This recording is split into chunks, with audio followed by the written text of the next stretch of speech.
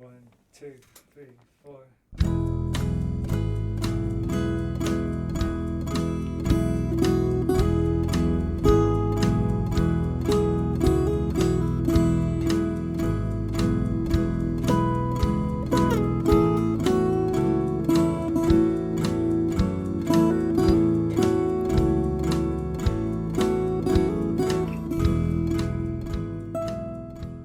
You are listening to SKYLIT, the SKYLIT Books podcast. SKYLIT Books is a general interest bookstore in the Los Feliz neighborhood in Los Angeles. You can shop with us from 10 a.m. to 10 p.m. or visit us online 24/7 at skylitbooks.com. Follow along at SKYLIT Books Instagram and Twitter. You can subscribe to the podcast on Podbean, iTunes, and Spotify. Thank you for listening, and now on to the episode. Hello, lovely listeners, and welcome to SKYLIT. This is the SKYLIT Books podcast, and I'm your host, Natalie Freeman. Today, we're so thrilled to welcome a group of incredible writers from New York University's Distinguished Graduate Creative Writing Program. They'll be reading for us, and after that, they'll be joining each other in conversation to talk more about their work. Before I introduce everyone, I wanted to remind you that SKYLIT Books is open for in-store browsing, and you can always shop online 24/7 at www.skylitbooks.com. First up, I'd like to introduce you to Garrett Kurai. When the pandemic started, Kurai convened a Zoom workshop group comprised of today's writers who live worldwide from Bulgaria to Brooklyn. Garrett Kurai writes about the big sleep and the little death. His poems reside in Nikkei Uncovered, a poetry column in the Japanese American National Museum's Discover Nikkei website, Carrie Chang's Lotus magazine, Cal State LA's Statement magazine, and the Penn Sound Audio Archive. An LA native, he teaches and occasionally DJs. Thanks so much for being here with us, Garrett. Thank you for having us, Natalie. I'm excited to share this group. There's many exciting poets in this group. As Natalie mentioned, I started this group during the pandemic and during times of spiritual, political, economic, and health crisis.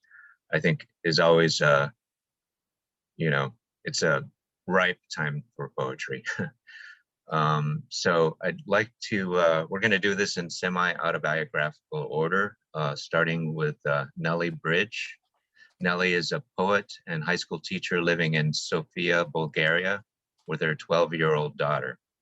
In 2019, fellow poet Rodrigo Rojas translated a chapbook of her poems, Poemas Sueltos, for the Festival Internacional de Poesía de Santiago, Chile. Feel free to correct me if I butchered the pronunciation. Otherwise, Nellie, take it away. Thanks so much to Natalie and Garrett and everybody. I'm going to read one poem, and this is a poem I wrote recently about my first spring in Sofia, Bulgaria, for this group as part of our workshop. So it's called Mulberry. Mulberry. My neighbor, raised in Sofia, told me a tree I see from my window is an old mulberry, too tall to bear fruit, that our streets were the outskirts of the city years ago. And on these blocks for generations, the apples, pears, and quince trees were carefully pruned and grafted. That she'll show me the tastiest mulberries down a certain alley in June. That in September, she picks the best apples on her evening walks. Now in May, this mulberry is bare among the other trees, green and blooming. For example, the chestnut outside my kitchen window that raised its buds like fists for weeks before they burst with drama, almost sound, almost music, falling into green cloaks, draping every branch, so thick now it hides the mountain. But I know something. Trees and flowers bloom on their own schedule. I know my mulberry tree is going to leaf out later. I wink at the bare branches. I know they're not as brittle as they look. And last fall, I remember it was last to lose its leaves, surprising me for long weeks with delicate, stubborn sheets of gold. I wondered if they'd drop at all.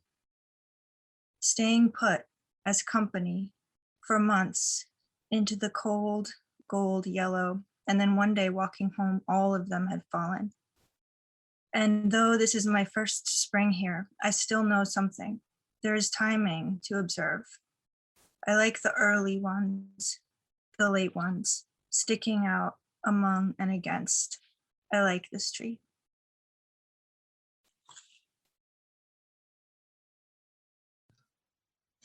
Thank you so much, Nellie. That was wonderful.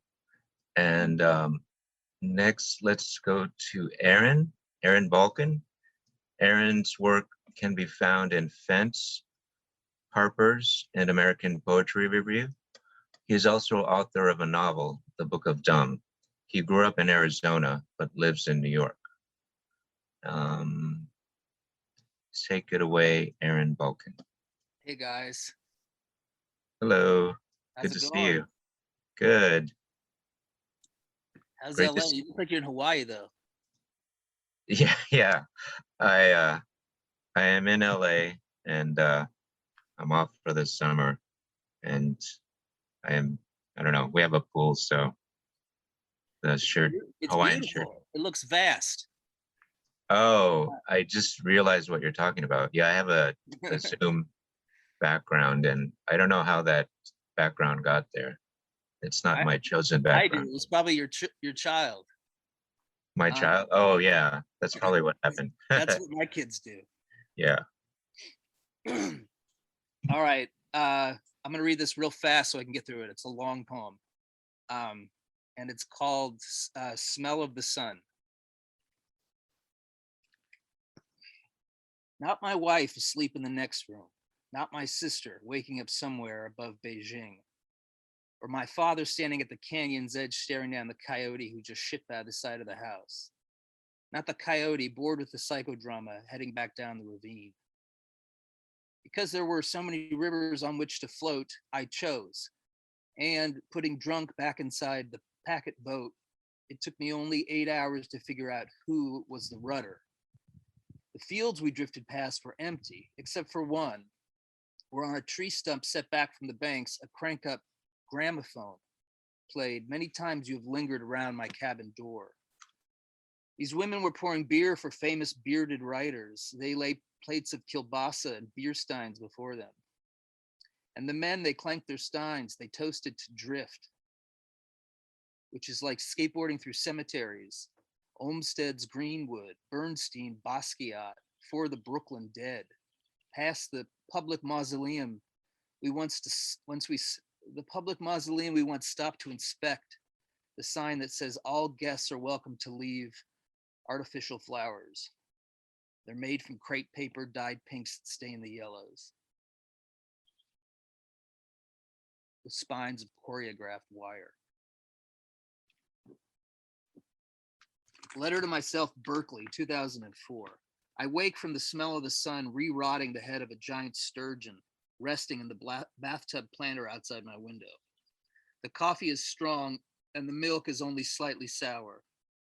A mechanical bird I can't see guides me across every living street. Today I walked past two of my old buildings, the chain link fence I used to lock my bikes to on nights they were to be stolen, and an intersection where, loveless and confused, I often made a soft left. When a man in People's Park offers me a dried pig's ear, I beg off. So he dumps the entire contents of the greasy bag into my lap and storms back under the charred apple tree. In People's Park, to refuse generosity is to invite nothing but pig's ears. To ask the woman why she needs to bang those pots and pans and snarl at oncoming traffic is to invite happy fuck the police day. To stand, to go forward into silence, the cost is enormous, too much for one life. In the meantime, as I walked around having feelings. Days like today, I walk to the park without books or iPod and listen and sit and listen to wives speaking Polish, Russian, and the silent husband who comes now to join them, like me, just sort of listening, not listening, just being with background. A horse wanders by with no rider, that horse.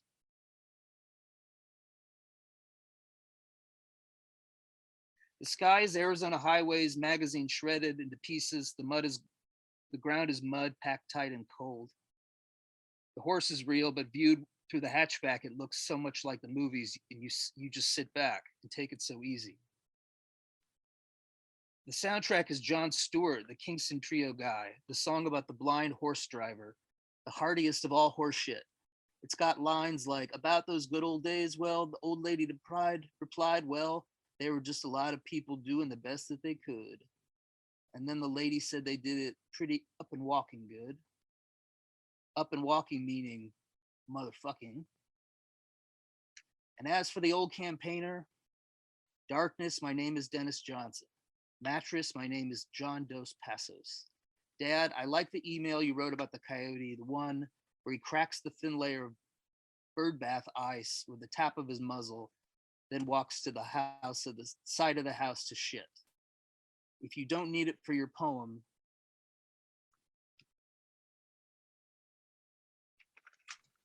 Thank you, Aaron. That was very punk rock. Let's see. Next, I think we have Taj Greenlee. Taj Greenlee has been anthologized in Roll Call, a generational anthology of social and political Black literature and art. He is associate director of the prestigious New York City 92nd Street Wise Talks series. Previously, Taj was a talent booker for The Daily Show with Trevor Noah, The Gayle King Show, and PBS. He really likes the forgiving process of cooking soups. And you're up, Taj. Thanks, Garrett. Thank you. My first job. The Western Steer was a local family-owned steakhouse, kitschy cowboy-themed, lassos, a small mechanical horse that ate quarters, sat out front, and had seen better days. Too many children imitated screen moves and cracked its back. Spiderweb patterns of cotton burst red banquet booth plastic from too many family meals celebrating accomplishments. That they'd made it through another year, that Susie had poorly played piano at a recital, that those people lost the game. This was my first job outside of family. I bussed tables, sturdy plastic tub wedged to hip as storage for the aftermath of a meal. I learned quickly you stack the plates so the dishwasher, also me, can easily empty the tubs before a return trip to collect more.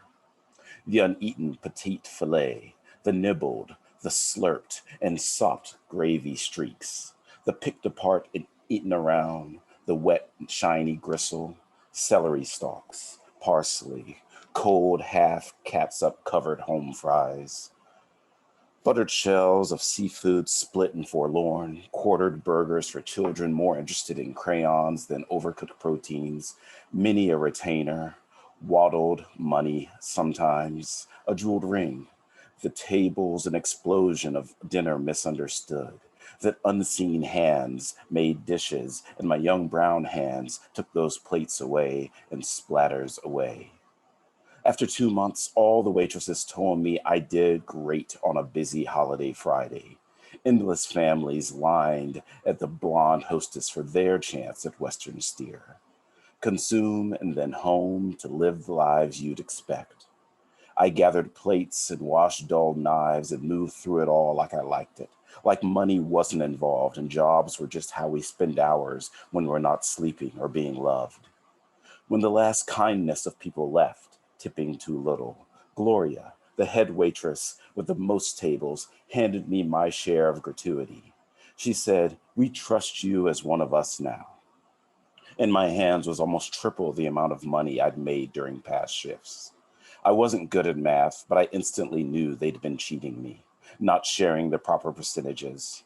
I smiled and thanked them and walked out, never returning. Thank you, Taj. Wonderfully read. Great poem. Let's see. Viola Lee.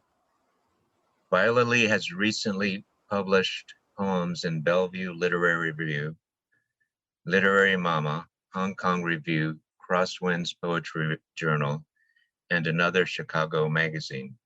She has poems forthcoming in Crazy Horse, BOAAT, Lotus Magazine, and After Hours. She lives in Chicago with her husband, son, and daughter, and she teaches first, second, and third graders at Near North Montessori School. Viola Lee. Okay, I'm going to read two poems. The first one is called, the title is really long, but the first one is called After an Argument About How We Have Too Much Shit in the House and How You Use the Term Our House Looks Constipated Right Now. And afterwards, we both agreed that we need to save money for braces for the two of them. And yes, they need to practice music and reading. Oh, lover, oh, grand pupil of my eye, oh, let me do the dishes tonight endlessly. Let me, even though I hate them, tonight and forever. And because I am that sorry, I will even take charge of the bath time and bedtime routines. Oh, sweet treat of salted caramel swirled in oat ice cream. Oh, let's play endless rounds of Monopoly. Oh, please take Kentucky Avenue for $2.20. Oh, supporter of eco-friendly toothpaste such as Tom's of Maine. You are so hot and you do things right. Oh, supporter of Burt's Bees and everything natural. You make great nori rolls and you're better than St. Thomas Aquinas. Oh, close reader of Great James and Sweet Peach. Oh, and one more in Dear Charlotte Silk. Oh, the kids, you and I always wake up angry and we don't know why. Oh, I love you to the moon and back, so much so that I would drive 14 hours through the pits of hell in between mountains and foothills to reach you, to be with you so that you could finally sleep. Oh, lover, oh, pupil of my eye, oh, in this life, I choose you. Oh, you, I choose you, oh, route to walk, to bend, oh, to move in and out of the earth with, oh, sweet lover of mine. This apology is also a marriage vow. And then the second poem is called A Dream of Death. When I died, I finally understood that the world is a crisp potato fried in avocado oil. I am elated I never married blank, especially since he demanded we go to Pier 1 Imports for the second time in a row that weekend to look at papasan chairs as if we were birds or ships or something else being carried on a journey towards death. No one wants to begin a life at Pier 1 Imports. No one. Not the cauliflower, not the yellow and white cotton summer onesies, not the teacher singing kinky reggae for the second time in a row to celebrate the summer solstice, which happens to fall on the same night as the full moon drum circle. Not the poem titled The Poem to the Militant Vegan and includes these 4 words. I love Big Macs, not the grapefruit essential oil rubbed all over the bottom of my husband's feet, and definitely not the ashes of my father-in-law sitting in a bag in the garage. I will say what I have been meaning to say all of my life, but never have had the courage. May all our deaths resemble marriage ceremonies. Wow, that felt good. Let me say it again. May all our deaths resemble marriage ceremonies. Thank you. What a great ending. Thank you for your humor and your holiness. I think you find the holy in your surroundings. Next up, we have Lucyna Prostko, a Polish-American poet, immigrated to the US at the age of 19. She received a PhD in English from SUNY Albany. Her poetry has appeared in 5 Points, Ellipsis, Quiddity, Cutthroat, Salamander, Washington Square, Fugue, and other literary journals and anthologies. Her first collection of poems, Infinite Beginnings, was a winner of the Bright Hill Press Poetry Book Competition, judged by Joan Larkin. She lives in upstate New York, where she has been teaching English and creative writing for many years. And correct my pronunciation if I messed up, please. Lucyna. Thank you, Garrett. I'll read two poems. The first one is called In the Cellar. The cellar is the underbelly of the house, and in its moist cavern, a toad sits on a secret pearl, glistening like an unshelled egg, almost transparent. I can make out random shapes as if in a kaleidoscope, but no visible principle. Under potatoes and soil, worms make their tortuous corridors and beckon children afraid to misstep in the darkness. I descend toward the door. It opens, and in the light, strangely soft, almost opalescent, as if in the camera obscura, a single fly wavers between the tiny window and the stench of meat my mother has salted into metal cauldrons. There isn't enough room for me, but I am mesmerized by the light. The single ember ray falling across the heap of potatoes. The workers carry the new meat on their hands. Skin, fat, bones. I stand in the circle of light, trace my life to its simplest form, witness the sacrifice. I bend my head toward the unknown, my only prayer. No one is there to comfort me. Silence simmers inside me. Globules of light trickle down my throat. And when I finally stumble upon a song, they burst like a newly blown glass, or like the most exquisite scream. The second poem is called My Mother the Thief. When my mother was pregnant at 19, she stole from her husband's grandmother. She planned it for days. At dawn, she sneaked to the chicken coop. On a fresh bundle of straw, my great-grandmother's hand sat inscrutable. My mother's hand felt the underside of truth, warm as a stone heated by the sun. The rust-feathered hen was taken by surprise, still clucking lovingly among the paling stars, as my mother ran into the kitchen and slipped the egg into the tin cauldron where potato peels boiled for the pigs. And then she waited, while my great-grandmother shredded an old summer into thin ribbons. Some ribbons grew into a multicolored mound next to my grandmother's long pleated skirt. Some hid under it. And then it was ready. Under the apple tree behind the barn, forgetting at last all the lesser saints and major gods, my mother feasted. She told me she heard a strong heart beating when the warm center was revealed, and there, shivering slightly under half-opened flowers, she saw yellow wings curled up safely inside her. I love the imagery in your poems, Lucyna. Thank you. Next up, we have Rodrigo Rojas, a poet from Chile. He's published 4 poetry books and another 2 essays in his country. He currently teaches Shakespeare and translation and Diego Portales, University of Santiago. And Rodrigo, did you want to tell us the names of your poetry books and books of essays? Yeah, thank you. The first one would be Desembocadura del Cielo, could be translated as River Mouth of the Skies. Second is Sol de Acero, which is Son of Steel.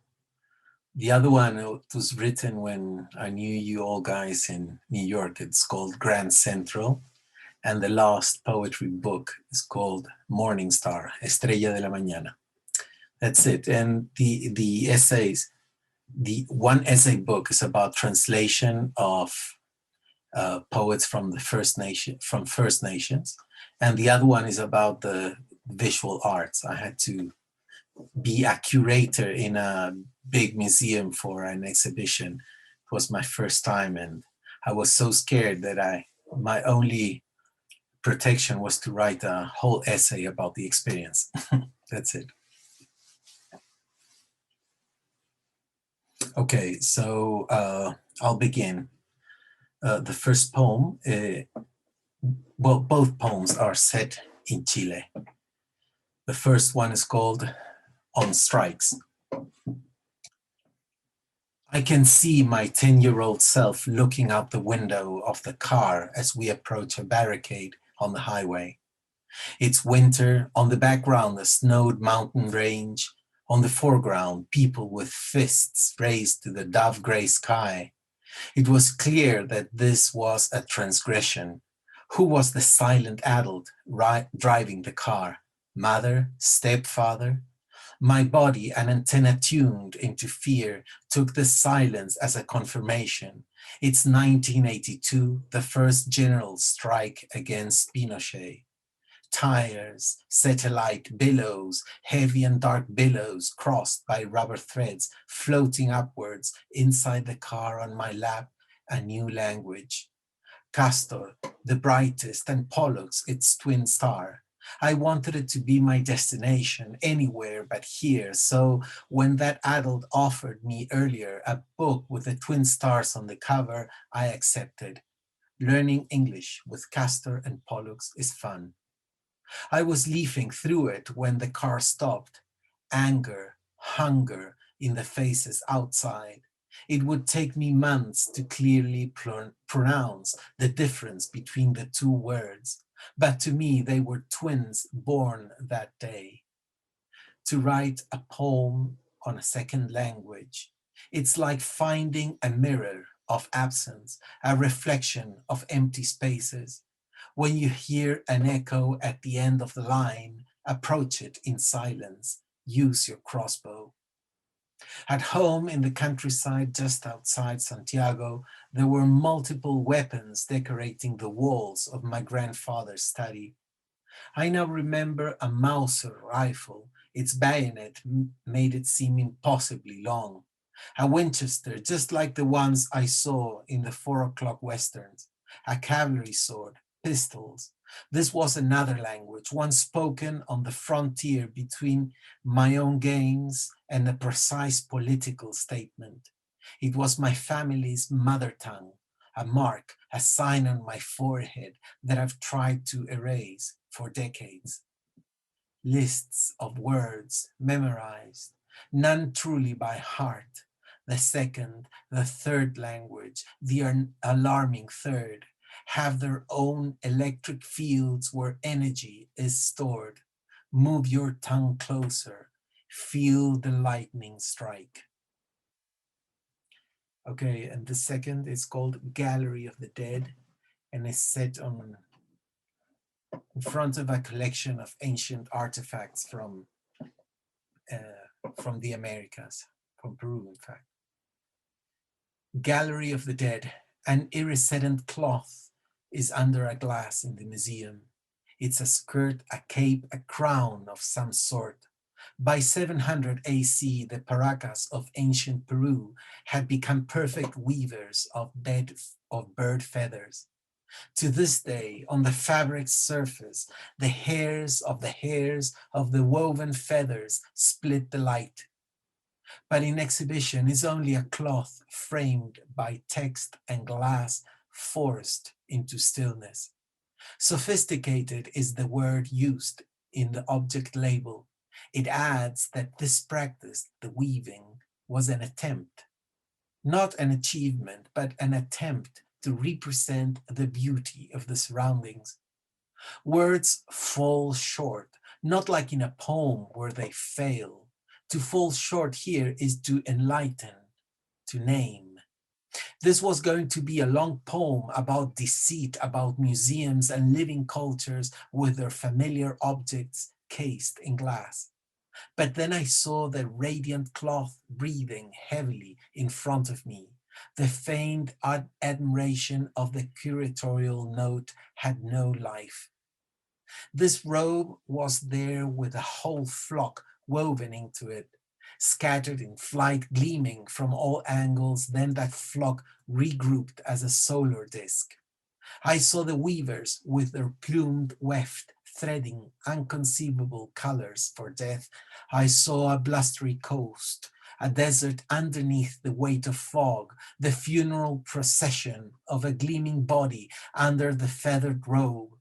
No tongue, no human palate, nothing we know of can call out the perpetual motion or the temperature of these colors.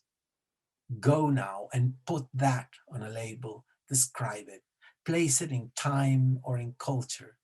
My mouth is nothing but a wet cave, unable to sing about refraction. Thank you.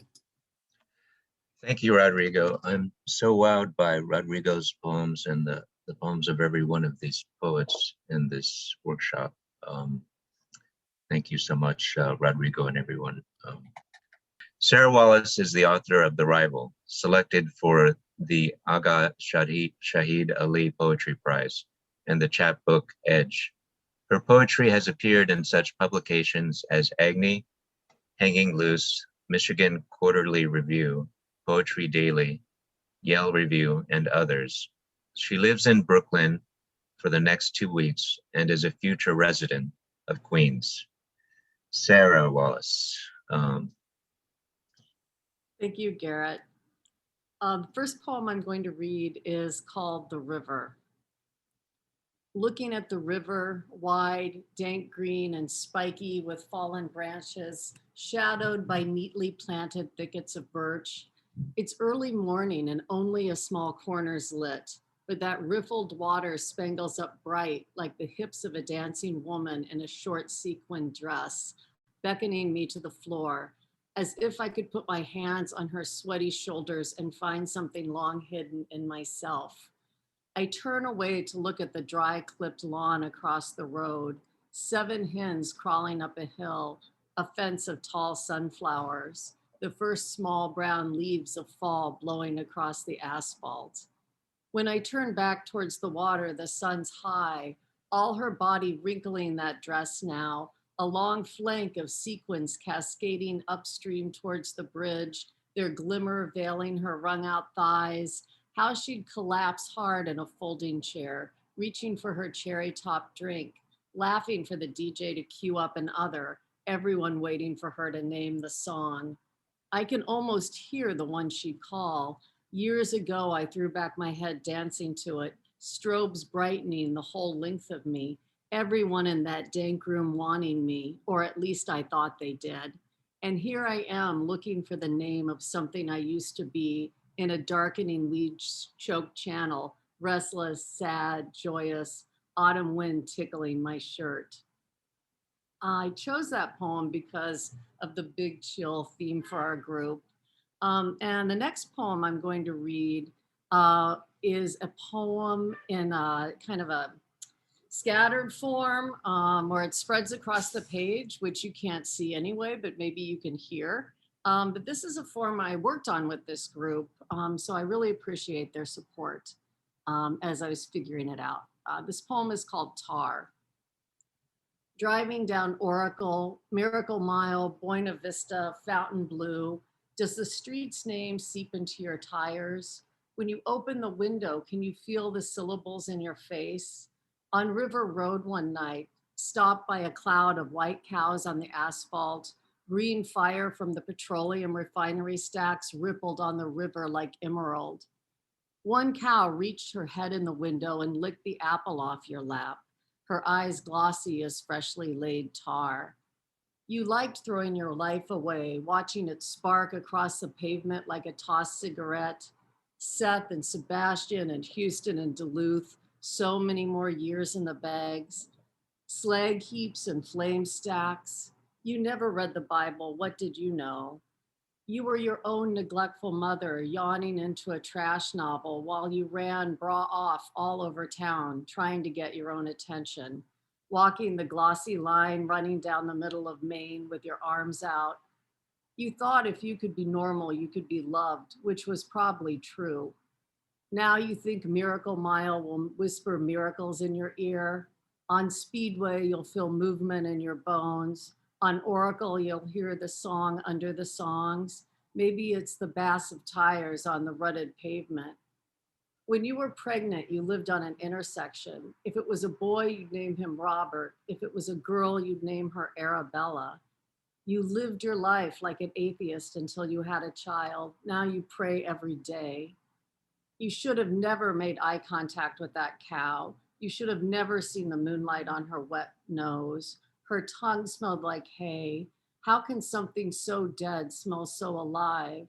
You'll always be at Gray's truck stop getting sneered at. You better make peace with that. You better tell yourself to put your shirt on. You better get busy gathering dead flowers like Crazy Mary. You better look up from your book before the cows go back in the barn. You heard a prayer of actual words in the beeping horns during last night's rush hour snarl.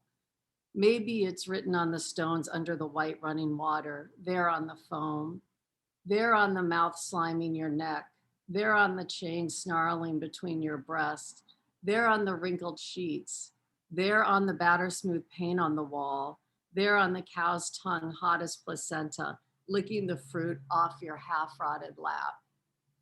Thank you. Thank you, Sarah. I think of Sarah Wallace as a having a, for those who follow baseball, or even if you don't, I'll explain, having a plus fastball.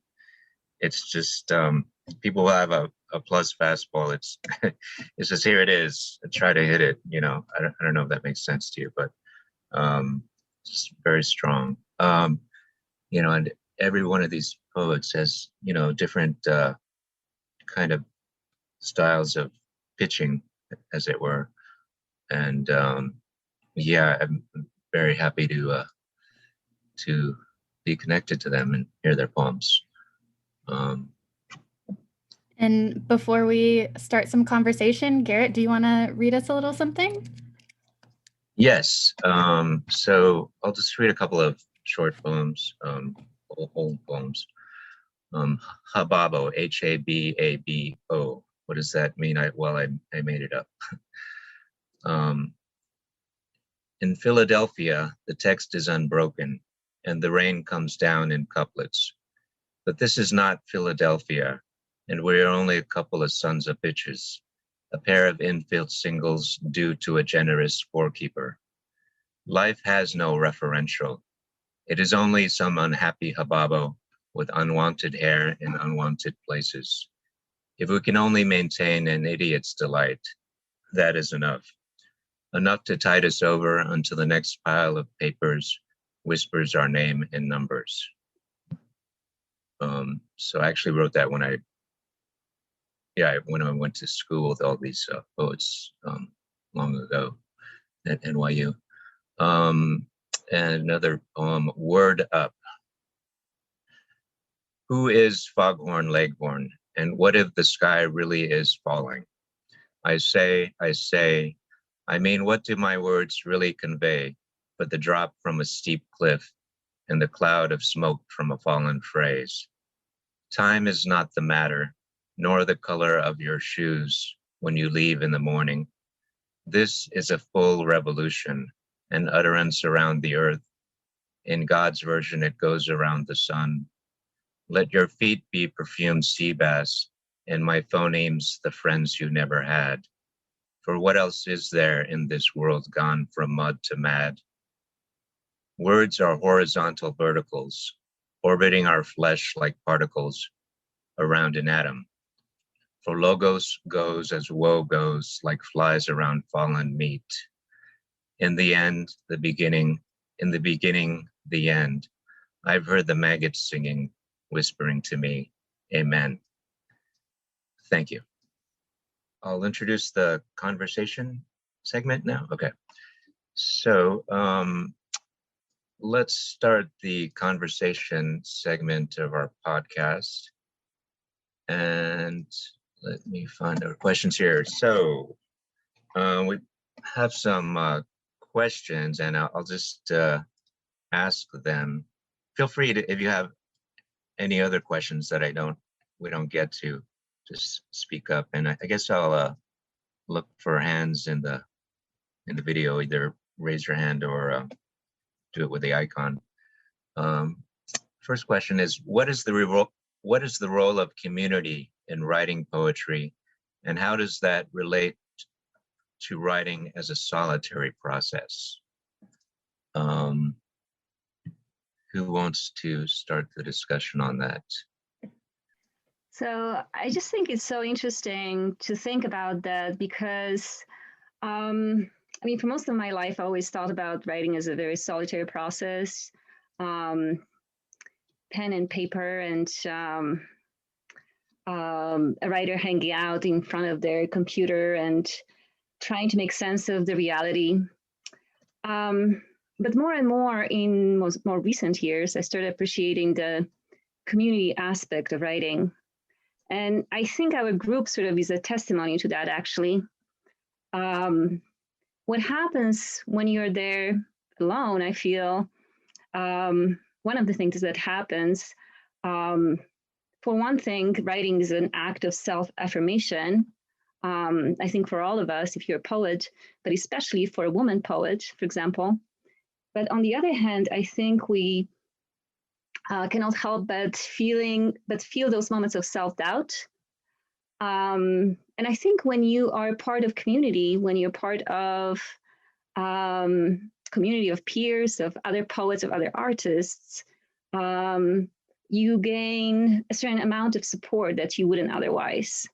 And for me, it has been invaluable, and I know for all of us. So, I mean, thank you, Garrett, first of all, for putting together this group. I don't think this would have happened without you. But the other thing I was thinking about is also the way poets often speak to social, political, cultural concerns and become part of the larger community as well.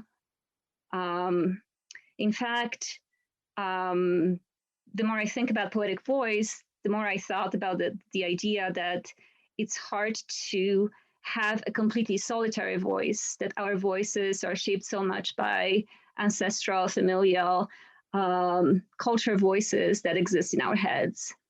And I think a group like ours is kind of, I think, an evidence of that as well. Since we're coming from different realities, different culture backgrounds, and bring with us those traditions. Thank you. I think that the experience that we've had in this workshop proves it. You know, at least for me, I've gone too many months under lockdown and under curfew and under very strict laws here in Chile. And the possibility not only to speak, but to have a profound dialogue based on poems and, you know, not only corrections, but, you know, a testimony of where your own poem takes someone else and what happens to you when you're exposed to, I don't know, to 8 poems a week. It's so intense.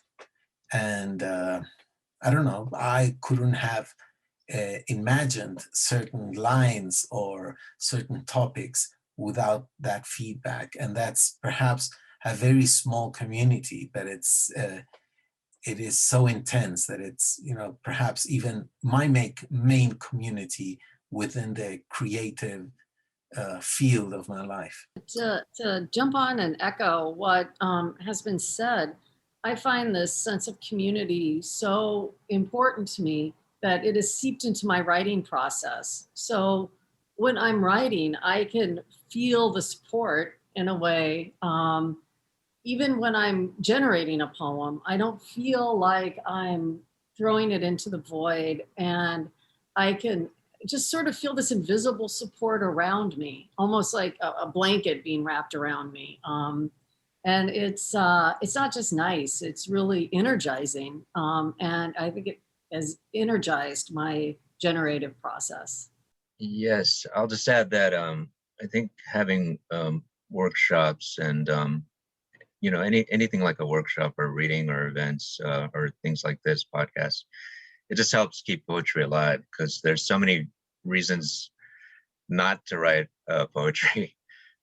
So many reasons, so I think it's necessary, having workshops and just getting together, because unfortunately, yeah, that it's being a poet in this country, and I guess this world, perhaps it's very a struggle, I think, to keep it going. Anyone else on this topic? All right, let's go to the next question. Oh, yeah, Nellie. Yeah, thank you. I'll try to say something. I have many thoughts, but I'm not sure if I can say them in a way that makes a lot of sense. But I was thinking about, this community specifically, because I think there is a general question about like the role of community and, one's solitary writing process. But I can't help but think of just like these particular individuals, because everyone is so invested and so perceptive and has such keen but like different intelligence, and what they notice is so different from everyone else for the most part, that I get so much pleasure from hearing their comments on other people's poems. Whenever I get to come to group, it's just like it's a huge like wealth, I feel like. And even though for me writing is still kind of a solitary process, like paying attention to any piece of writing, but like one that one of us has written together, I think is just magic. Like paying that kind of close attention together, I think there's something really relaxing about that is really sustaining for me. And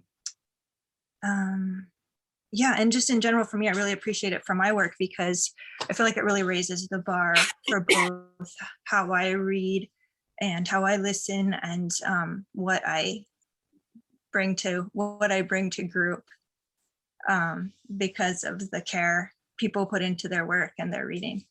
Yeah, and I also find that being in this community has really expanded my appreciation of different forms and different poetry, different ways of being a poet, different tones you can take when you're a poet. Before I was in this group, and I guess I was kind of in a rut with my reading. I had my favorite poets and I would go to them all the time, and they had a certain way of writing poetry, a certain tone when they wrote. But this group has really shown me there's so much richness and beauty to be found. Like, Nellie's like matter of factness in her poetry, her adherence to the truth, right? Rodrigo's wonderful way he merges botany, all these different things into his poetry. Lucy, whose poetry always goes deep into the psyche. Taj's poetry is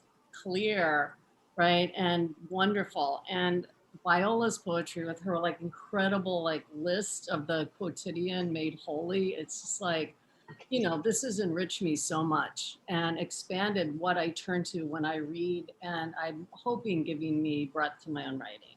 I think one of the interesting things about this is that it in some ways goes beyond the writing, in that when we gather, the first 20 minutes to 40 minutes to an hour, we're engaged in this sort of chat and this catch up and this is what our lives have been like this past week moment that always, it informs the poems that you hear. It informs particularly the newer work, but it also lends a little air of mystery to, well, is this poem really new, or is this an older poem? Or, I think we have reinforced our relationships throughout this experience and gotten to know each other on a deeper way that we, through the years that have passed since graduate school, we have evolved into different people, and we still have our, our bag of tricks, of things that we do poetically, but we've also grown and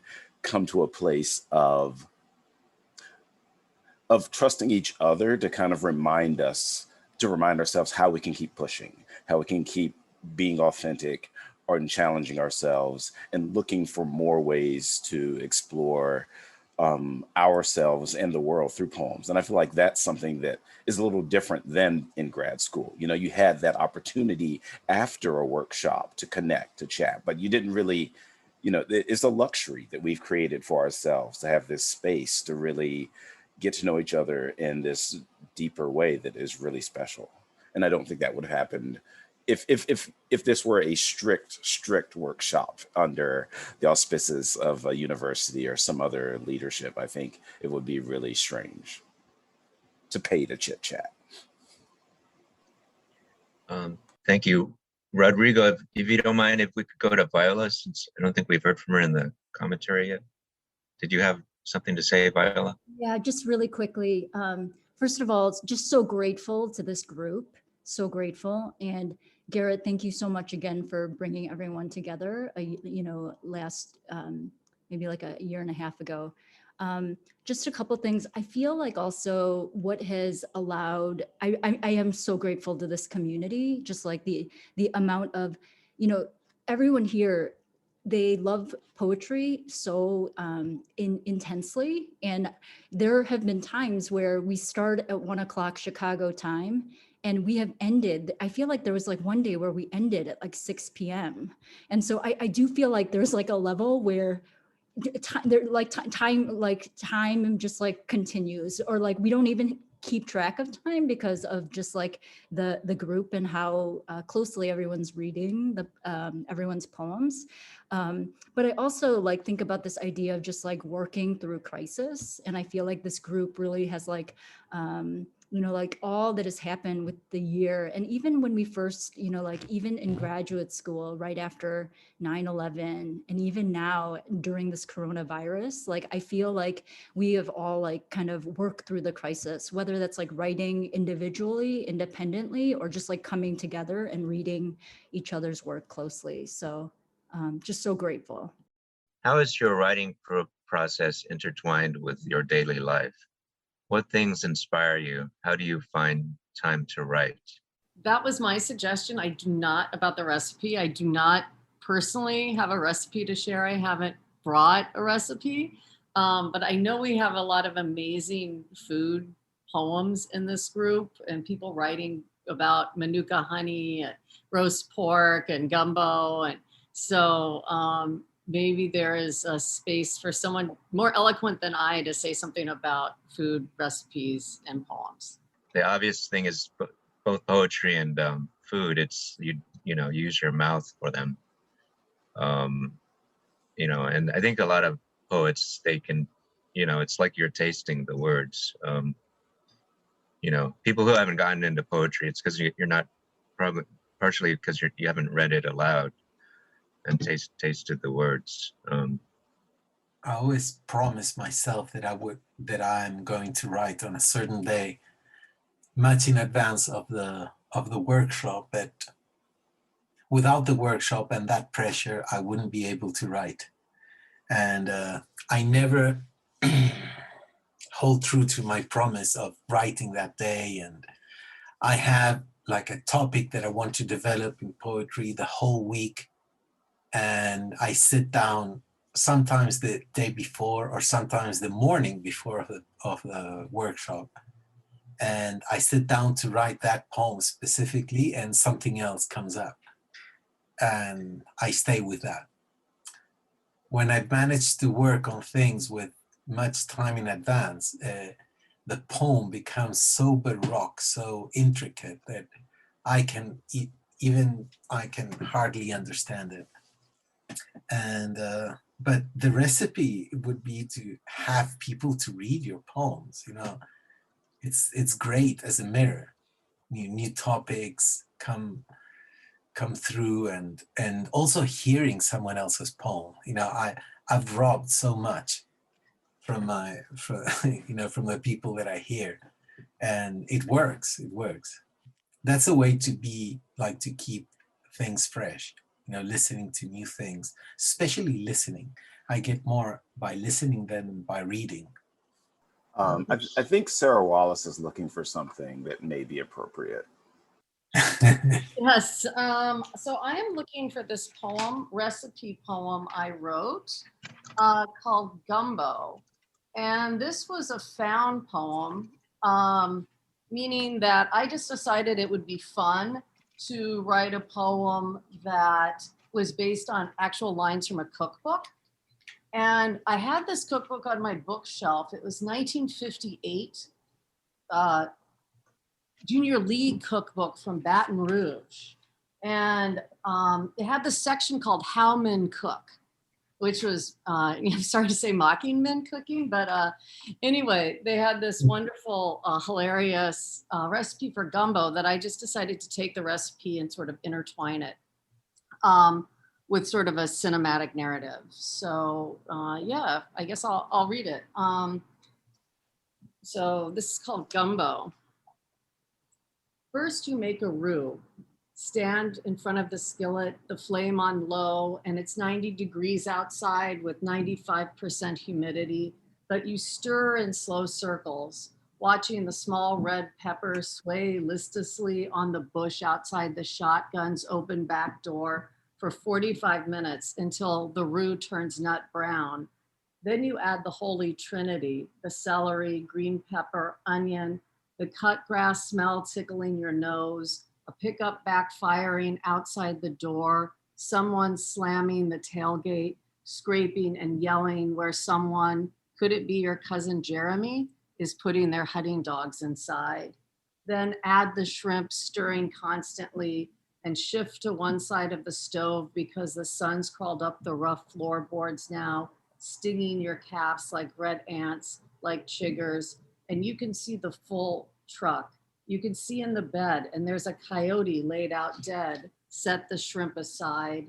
Her legs, her splayed claws already stiffening, her nipples descended and chapped from nursing. Someone's thrown 3 rifles back there with her, tackle box, tarp. Smother the okra and onions in oil, then add the tomatoes, remembering the tender pink bottoms of your mother's bare feet as she crawled under the smokehouse, trying to rescue mewling kittens from the river and the sack.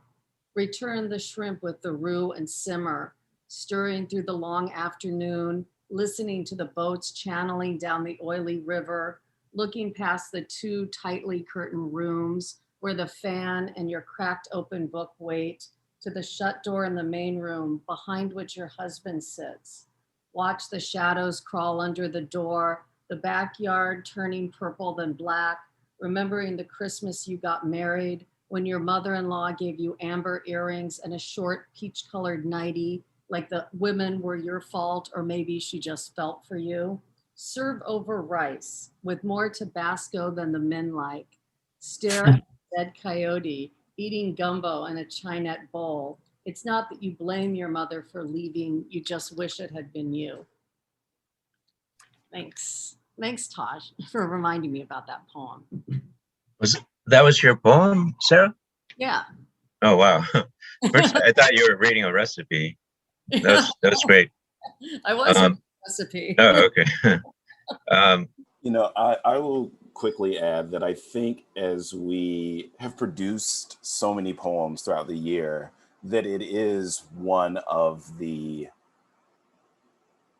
recurring themes of this is that you get to Friday or Saturday, workshop is coming, and you want to deliver something, and you start thinking about what can make for a good poem. What can provide sensory details, what can get emotional, what can have notes of observation to it. And returning to food is something that we've done times and times again, consistently in different ways and in a lot of beautiful ways that, and that's why Sarah's poem stuck with me so much, because I did think it was such an interesting merge of the found poem, but also her story and things that she's been interested in and thematics that she's turned to from time to time. So yeah, and you gotta eat.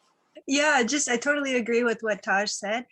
And also, not really food recipes, but just in case anybody listening, is in a group or wants to start one. It's been fun sometimes to have some challenges or prompts or optional directions from the group, to work from week to week too. I mean, yeah, so we have done like using a line of someone else's poem or, working with a certain sense. Or I remember a challenge early on that I thought was fun was trying to write in a style that wasn't your usual or doing something that was not what you usually do. But then more recently we've tried, a form or two. But yeah, I don't know. I just wanted to bring that up in case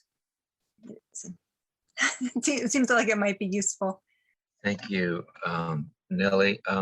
I'd like to go to Aaron to speak on whatever he wants. Aaron always has something interesting to say about poetry or fiction or art or music. Yeah, I'm a kind of a dropout from this workshop. I dropped out of this workshop, so I can't speak. I'm going back to get my GED pretty soon, though. So, well, I mean, I write. I mean, I guess I could talk about the how it's intertwined with my daily life.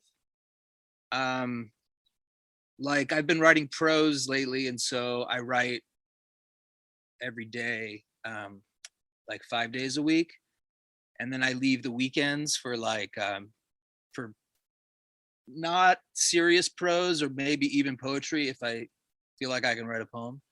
So it's like a mullet. It's like business up top, party in the back, business during the week, prose, poetry on the weekends, let my hair down a little bit.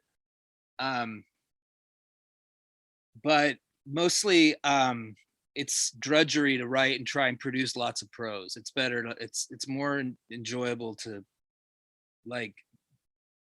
write something where you can be satisfied with 100 words instead of like 3,000 words or something. I don't know. And then being a poet, I feel like I'm cursed because I have to look at every line, every sentence like it's a line, And so you end up like, I mean, think as a poet, you're responsible for every line, right? Like every line has to be worth its own line. But prose, especially like fiction, like novels, I don't think they always like hold themselves to that standard. But being a poet, you hold yourself to that standard. Like you can't not. And so it makes for everything takes a really long time. Like just to read your work and to revise it, and I don't know. So yeah, as Aaron mentioned, he's focused on he's a poet but he writes fiction too, so he's focused on that. Where were we? What poem or poet has inspired your poetry or life the most, and why? So this has always been an important question for me, and I think anyone who is bilingual and writes poetry in 2 languages, perhaps like Rodrigo, where do you claim your influence? And for me, it's always been both. Always since I've come to the U.S., it's been both Polish and American poetry, and from Polish poets, it definitely would be Wisława Szymborska and many others, but especially Wisława Szymborska and Bolesław Leśmian. So I'm sure most people are familiar with Szymborska. But I remember reading her poem Soliloquy for Cassandra when I was in middle school, and trying to memorize that poem and just enjoying the voice of authority in that poem. And this was the time when we didn't study many women poets. So it's really wonderful to read Szymborska and see someone who confronts the question of what does it mean to be a poet? What does it mean to be a visionary? And I think this is a conception that has shaped my poetry, actually. Both the idea of visionary poetry, but also the skepticism that Szymborska expresses in her poem. For her, Cassandra is kind of a failed figure because she looks at the human life from above through universal concepts. Well, what she should have done is focusing on the earthly, on the ordinary, the everyday kind of suffering. So this is definitely a question that has been on my mind for many years. Bolesław Leśmian is a Polish-Jewish poet who wrote in the time between the two wars. And what stood out for me is his treatment of nature. Sort of nature as a symbol of something, but also nature as sort of this sensual cauldron of life, magical space, self-generating realities of nature that he turns into something mysterious and interesting. And that has definitely shaped my poetry as well. But apart from that, I have been influenced by many American poets, and especially our teachers, Philip Levine, Galway Canal, and Sharon Olds, and many, many others. But I just wanted to talk about those two. Thank you, Lucyna. Actually, I'll take this one. I'd like to share a poet that I've been, I don't know, I found a kindred soul in, and someone that's maybe it's not as well read. I think I've been, influenced by a lot of poets, but this one is Jack Spicer. This poem called The Unvert Manifesto. So I think I have different styles of my writing, but I definitely feel a kindred with Dada, and I think of him as an American Dada poet. But it's the Unvert Manifesto. It's very bizarre and it's seemingly random. And he talks about masturbation and I don't know. It's kind of like, I've never read Wilhelm Reich, but it's kind of Reichian, it seems like. So he's talking about something called Mertz, this sort of mysterious thing called Mertz in the poem, and it's kind of sexual and it's kind of mysterious and unnameable. But the poem line by line, it's seemingly completely random, like going back to the baseball analogy, it's like a knuckleball pitcher. Well, a knuckleball is a pitch where you grip it so that you're not really, you just kind of grip it with your knuckles, kind of, and it's almost, you're just, I think maybe kind of like pushing the ball to the plate, and the wind just moves the ball in any direction. So even the pitcher doesn't know where it's going to go. And I've read that his writing philosophy, it's almost like you're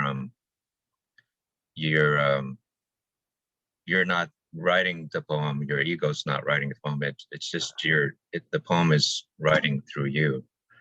And I find that sort of unpredictability, it can add freshness, and you don't know where it's going to go. That's one of the things I like about poetry.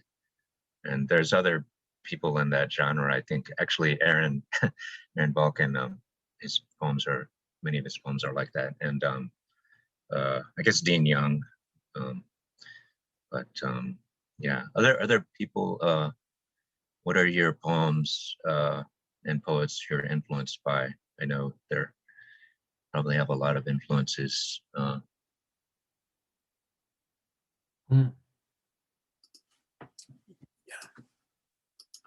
Should I? Oh, Rodrigo?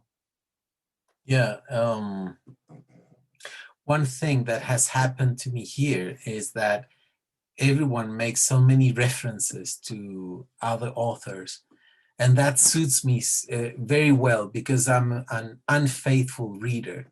So I'm happy to leave behind whichever poet I admire and welcome new voices and new authors. So there is this group I've browsed through many other authors, because I don't know, I kind of jump through time, and I can be stuck on Christopher Smart and then jump to Japanese poetry, to Ryoku, and go back to the Polish authors which I really love.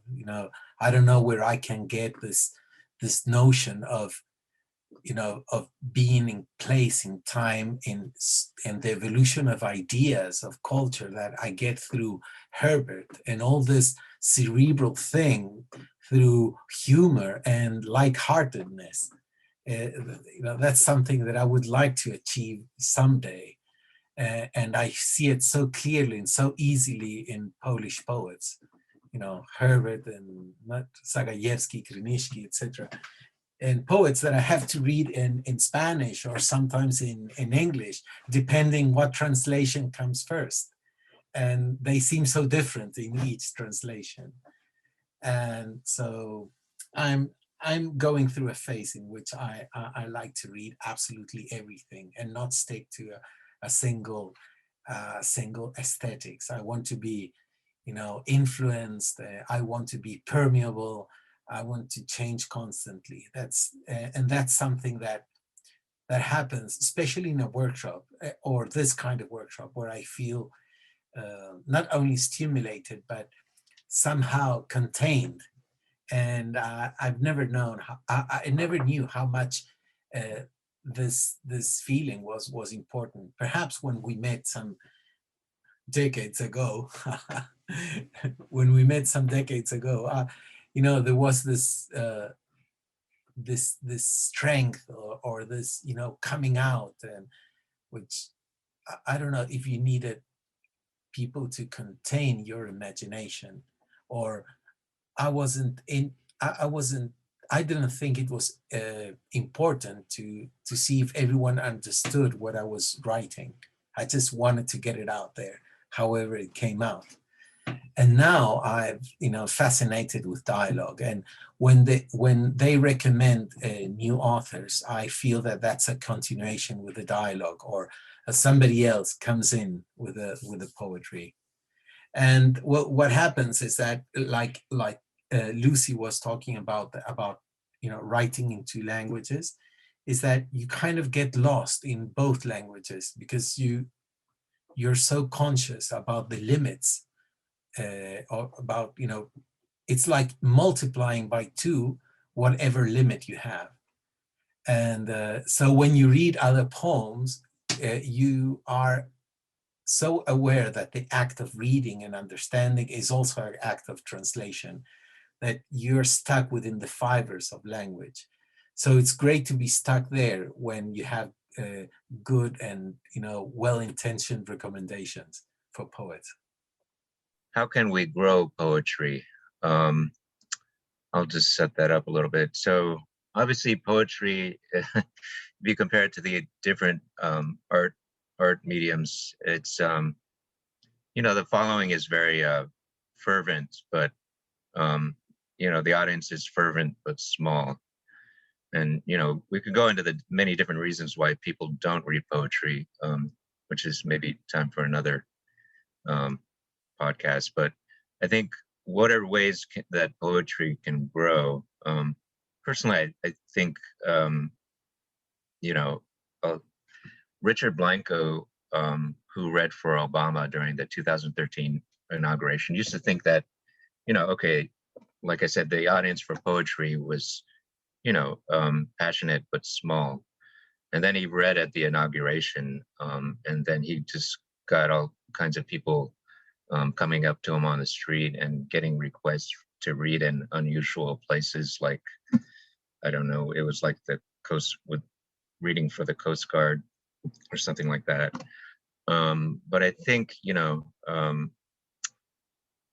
just like, when I take my family to a baseball game or something, it's like, they don't really care about baseball, but it's marketed so well that it's people still enjoy it if they go to a ball game. So I don't know if anyone has thoughts on that. How can we grow poetry? I teach first, second, and third graders, and I feel like I have like a responsibility to teach them, and it's all aspects of poetry, whether that's like memorizing a poem or reading a poem, reciting a poem, or just like sharing a poem or it's actually a Montessori classroom that I teach. And one of the works that we teach is like symbolizing the function of each of the words. So students can write the poem and then they'll symbolize, oh, this is an article. An article is given the light blue triangle.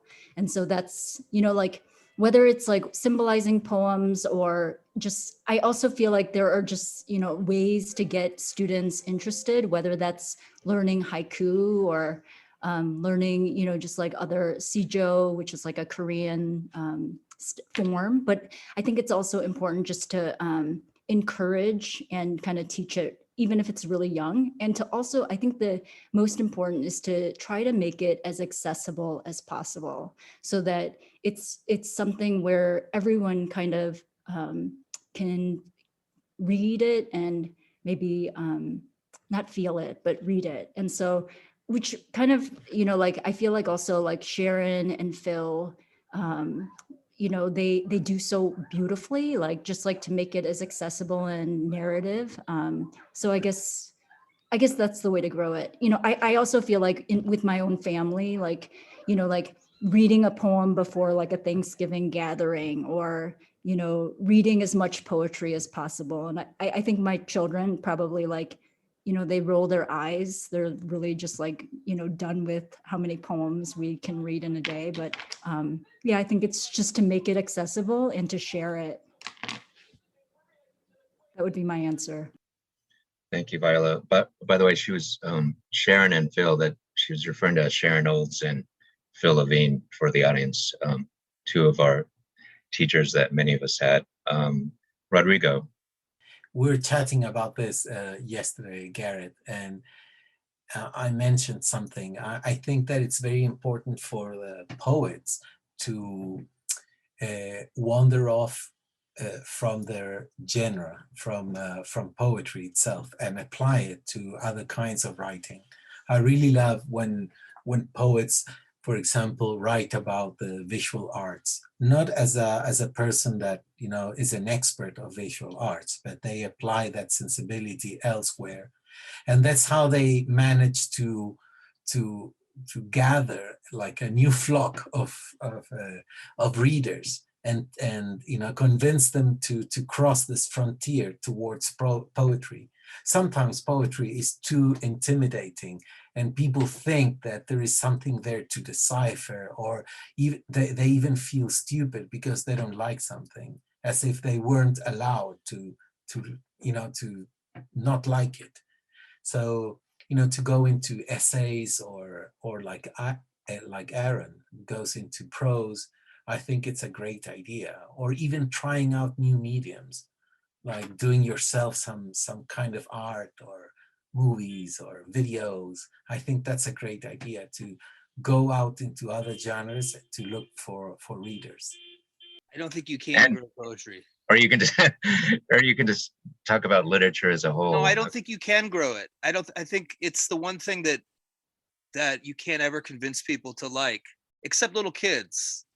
I think you could teach it to little kids, and then you kind of, I think you can like create future fans or future writers in little kids. But I think that like the for me, the beauty of poetry is that you don't have to sell it, and like it lives on whether people read it or not, or whether like non poetry fans read it. And so it's the one thing that I think can like kind of, it's one of the few things I think that can live outside of the marketplace. And so that's pretty rare, I think. And so I don't think poetry even needs anyone else. That's just sort of the way. Yeah, that, kids like poetry, but when people get older, they I think it's the way we teach poetry, heavy on the analysis and explication, which is necessary to understand poems as they get more and more, complex. But, people stop reading poetry aloud. And I think that's one of the keys, because, if you, as a Well, former, yeah, go ahead. Well, I was going to say, like in your poems, you always have these subtle T.S. Eliot references, where you'll riff on a line from Proof Rock or something. And I think, like, how could you expect anyone to who does like that's asking a lot to expect someone to sort of appreciate that. But for a poet, every poet can read your poem and appreciate that. So I don't know. I don't think poetry should have to sell itself. I mean, I think there's an advantage, that poetry has is you don't, we're so, people have given up on trying to sell poetry. So they don't really think about selling out or things like that. But yeah, like I said before, with for me, I don't see like poetry and film and and things like, because I see art in sports, like baseball or basketball. It's obviously it's very makes a lot of money and has a lot of eyeballs and fans, but like baseball, a lot of people don't know what the fuck's going on when they watch a sports game. And but so I don't know, it's sort of hard to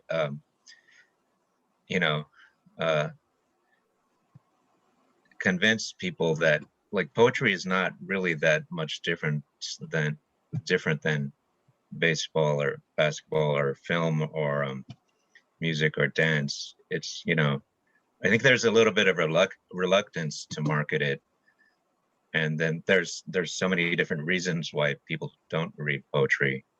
I don't know. Again, I don't know if we have time to go at every single one. There's the modernist, definitely the modernist movement in poetry definitely made it, I think before modernism, I think poetry was much more popular.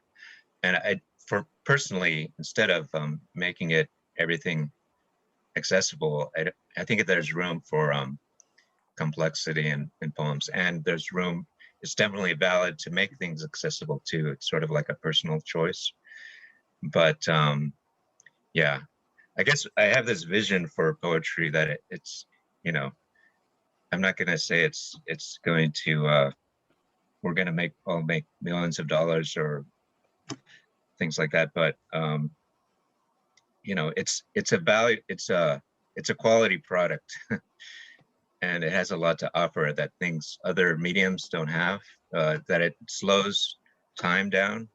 And in today's fast-paced society, it's, we don't really have a lot of things where we can slow down and just, examine someone's consciousness and, let's see, I'm trying not to use that cliche here, but just appreciate the beauty in life and contemplate. So, well, thank you so much. I love everyone's writing in this group, and I'd like to share it with the world. So yeah, look everyone up in this group. Some people have books out, some people are published in journals. Natalie, thank you so much for having us. Thank you all so much for joining us today on the podcast. We're so grateful that you all were here. Thank you again to all of our guests, Garrett Kurai, Nellie Bridge, Aaron Balkan, Lucyna Prostko, Taj Greenlee, Viola Lee, Rodrigo Rojas, and Sara Wallace for sharing your work with us today and for your generous conversation. Thank you for listening, and we hope to see you soon. Thank you for listening to the Skylight Books podcast series. Please don't forget to visit our website at skylightbooks.com and make sure to follow us on Twitter and Instagram. Also, don't forget to subscribe to this podcast for more author talks and bookseller conversations. You can find us on Podbean, iTunes, and Spotify. Stay safe and healthy, and we hope to see you back in our store soon.